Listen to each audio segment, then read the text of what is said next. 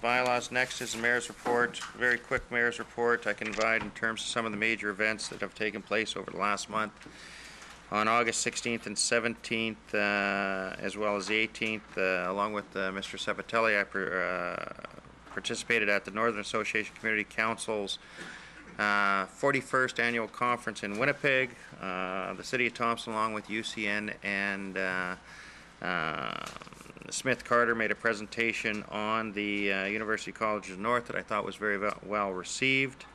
Had the opportunity to address the opening session of the conference, and you could tell in elections in the air, the leader of both the official opposition and the second opposition party were both in attendance, and we certainly took the opportunity to raise some of the issues, especially relating to the need for a detox center and a corrections facility, because the other speaker from the sitting government was the Minister of Justice.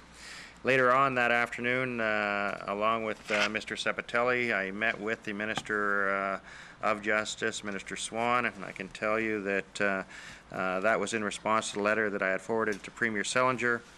I've said to many council members as well as people in the public that I think, in my opinion, it was the best meeting that I have ever participated in with the Minister of Justice and the Department of Justice since I began my time on City Council, which is way back, I think, in 2002.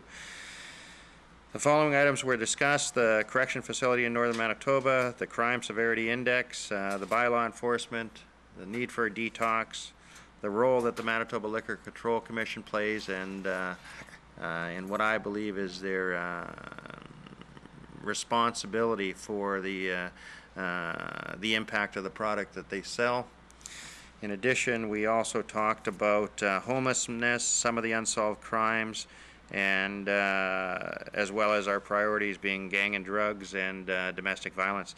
The minister also raised the issue of the gang and drug intervention strategy, which they are having a large degree of success in terms of stemming the flow of drugs and gang members into the region. And anyone traveling number 6 highway over the summer will certainly notice the additional RCMP vehicles and check stops, and that's all part of that strategy. In addition, we discussed the potential for bail supervision programs, as well as the, as indicated in the Premier's letter, the provision of 2 additional RCMP officers. As a result of the meeting, I can advise that Mike Horn will be visiting Thompson to meet and discuss the criteria required to establish a City of Thompson bylaw enforcement program to complement the RCMP. And as well, the recently announced Corrections Committee will meet with the City of Thompson to discuss what will be taking place on the study by the Province of Manitoba to look at the need for additional correctional facilities in the province. Lastly, Minister Ashton joined the session, and I appreciate his commitment because he was in Greece on a family vacation and participating in a family wedding, so he took the time to sit in on that call, and I certainly appreciated that. Both Minister Ashton and Minister Swan indicated they'll be speaking with Minister McIntosh regarding the Manitoba Liquor Control Commission, and I can advise that late this afternoon we received a copy from the Minister of Justice summarizing what took place at the meeting, and both our accounts are pretty close. I think, as I said, it was the first time that we actually really started to talk about solutions versus the problems, so I look forward to the commitment to have those people visit our community, and I've referred some of the information to Councillor Fensky as Chair of Public Safety, and I look forward to that discussion. I'm absolutely committed, and I'll be coming forward to Council. Hopefully it'll come through Public Safety, but if not, I will be pushing for a return to bylaw enforcement in this community. And good discussion with the Minister.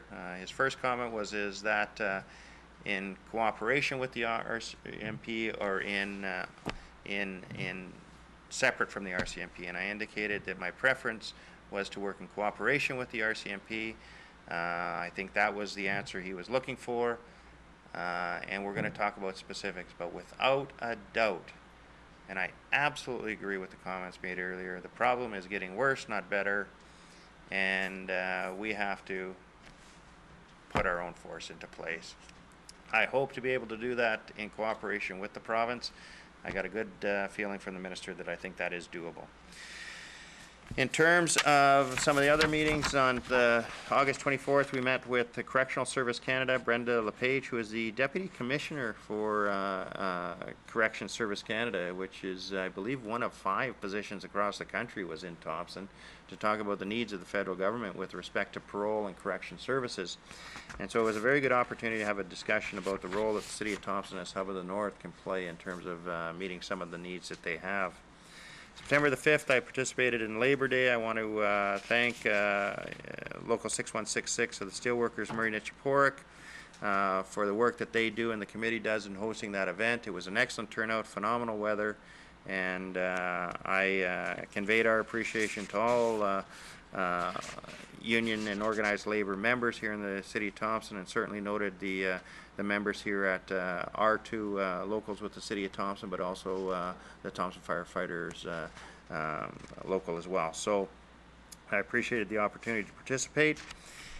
In terms of some other comments, as the public will now know that we have received the resignation from City Manager Patrick that will take effect September 30th. I want to thank Randy on behalf of the City of Thompson for the work that you've done over the last 3 years. I recall when we interviewed that we talked an awful lot about the needs of the city at that time, which was talk about how do we strategically plan for the future and ensure that there is a plan in place. And I can point to the numerous things that have come into being over the last few years, including the Community Sustainable Plan, the Master Parks Plan, the utility, the transit, recycling, all those things that and I know that there may be some criticism out there on some of those, Randy. I'll take all the criticism and I give you all the credit for actually organizing and getting it through council, because I think that despite what some people will say, those things and those plans do provide for the future of this community for many years to come. So I want to thank you for the role that you've played.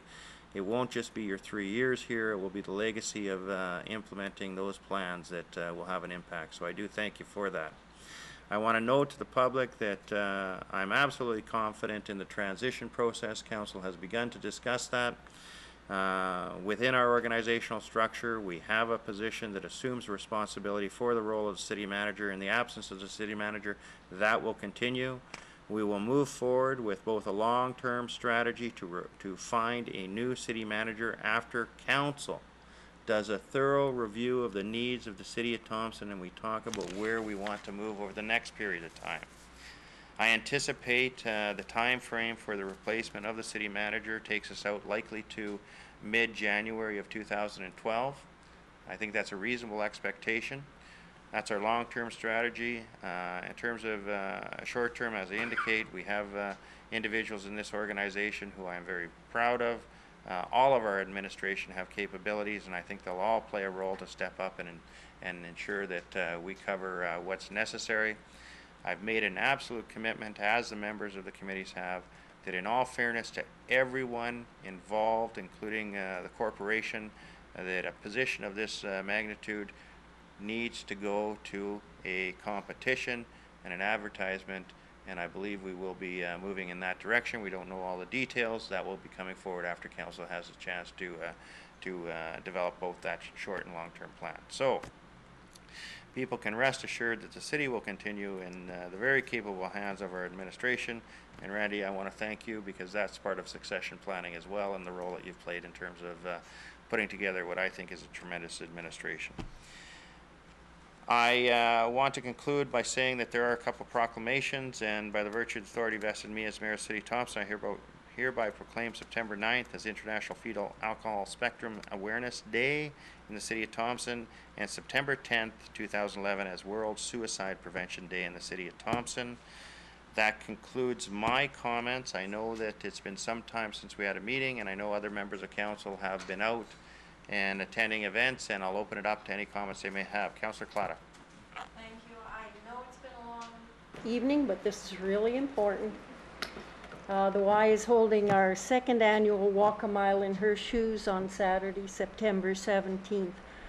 This is an international event by the Ys to raise funds. It was started to address domestic violence.